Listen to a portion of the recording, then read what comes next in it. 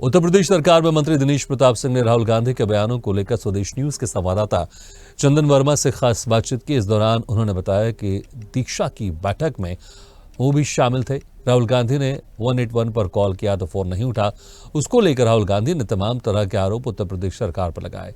इसको लेकर दिनेश प्रताप सिंह का साफ तौर पर कहना है कि राहुल गांधी को ऐसी बातें नहीं बोलना चाहिए। वहीं दिनेश प्रताप सिंह ने अखिलेश यादव को कहा कि अखिलेश यादव को नरेंद्र मोदी और योगी आदित्यनाथ के साथ आकर एक रहेंगे के नारे को आगे ले जाना चाहिए। रायबरेली से सांसद राहुल गांधी दिशा की बैठक में पहुंचे थे और बैठक में पहुंचने के साथ उन्होंने 181 पे कॉल किया। उनका कॉल नहीं उठाया गया, उसको लेकर तमाम तरह की उन्होंने टिप्पणी की है। हमारे साथ बातचीत करने के लिए दिनेश प्रताप सिंह मंत्री हैं, उनसे बातचीत करेंगे। किस तरह के आरोप लगाए हैं, क्या क्या चीजें हैं, उसको किस तरह से देखते हैं? निसंदेह मुझे दुख है इस बात का कि राहुल गांधी जी ने रायबरेली में दिशा की बैठक करने के उपरांत गुजरात में जाकर के अनर्गल और असत्य देश के सामने परोसा है। इससे हम रायबरेली वासी लज्जित भी हैं, दुखी भी हैं कि जो बात दिशा की बैठक में हुई ही नहीं, उस बात को दुनिया के सामने अनावश्यक रूप से बिना किसी आवश्यकता के परोस रहे हैं। तो मुझे राहुल गांधी जी से ये बात जरूर कहना है कि आपके साथ मैं भी उस दिशा की बैठक में उपस्थित था, आपने किसी से परिचय प्राप्त नहीं किया। ये बात सत्य है कि जिलाधिकारी रायबरेली ने अधिकारियों से आग्रह किया कि आप अपना परिचय सबके सम्मुख रख दीजिए, तो अधिकारियों ने अपना परिचय बताया, लेकिन किसी ने जाति और धर्म की चर्चा वहाँ पर नहीं की और करना भी नहीं चाहिए था। तो बाद में किस चश्मे से राहुल गांधी जी को दलित और अल्पसंख्यक कम दिख गए, पिछड़े कम दिख गए, मैं नहीं जानता हूं, लेकिन मैं इस बात को जरूर जानता हूं कि उस सदन के भीतर दिशा की बैठक में दलितों, पिछड़ों, अल्पसंख्यों सबका समावेश था। और अगर ऐसा नहीं था जैसा राहुल गांधी कह रहे हैं, ये सत्य निकल जाएगा तो मैं सभी अपने पदों से इस्तीफा देकर के राजनीति से संन्यास ले लूंगा। इतना झूठ राहुल गांधी को नहीं परोसना चाहिए। जो उन्होंने परोसा है उसमें सब लोग थे। राहुल गांधी जी ने कहा कि मैं उस बैठक में गया था जिसमें एमपीज होते हैं।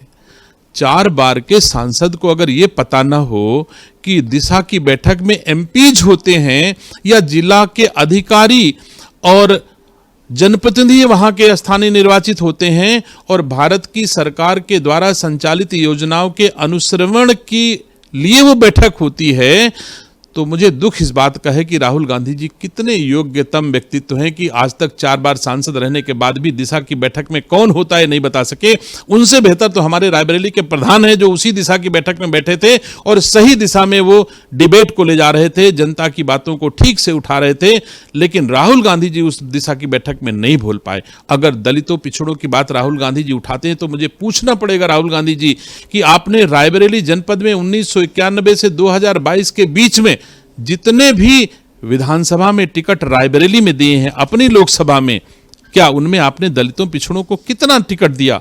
मैं आपके सामने आपके माध्यम से देशवासियों को बताना चाहता हूं, 91 से 2022 तक 8 बार चुनाव हुए हैं और 4 अनारक्षित विधानसभाएं हैं। तो 32 अवसर राहुल गांधी की कलम में थे जो दलितों, पिछड़ों को दे सकते थे, तो भी 32 में 4-5 बार उन्होंने केवल पिछड़ों को टिकट दिया। बाकी सब उसी 80% लोगों के बीच के लोगों को टिकट दिया जिसको आज पानी पी पी के गाली दे रहे हैं। तो जब आपने स्वयं नहीं दिया, मैं आपसे पूछना चाहता हूं राहुल गांधी जी, आप 10 जनपद में 3 लोग कुल जमा रहते हो और आप सांसद हो।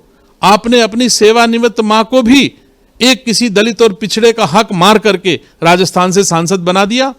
वायनाड से अपनी बहन को आपने भेज दिया टिकट दे करके, वहां भी आप किसी दलित पिछड़े को दे सकते थे।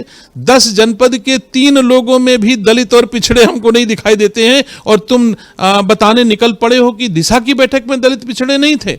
आपके एआईसीसी में, पीसीसी में, डीसीसी में कितने दलितों, पिछड़ों को आपने पदाधिकारी बनाया। दुर्भाग्य से एक बुजुर्ग आदमी को आपने राष्ट्रीय अध्यक्ष दलित बना दिया। वो भी हम लोगों ने देखा वायनाड में कि खिड़की से झांक रहा था बेचारा, आपने बैठने की जगह नहीं दिया वहां पर। ये सम्मान है दलितों का।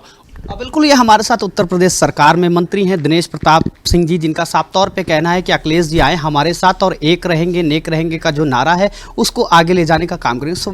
कैमरा पर्सन नफीस के साथ मैं चंदन वर्मा, स्वदेश न्यूज़, लखनऊ।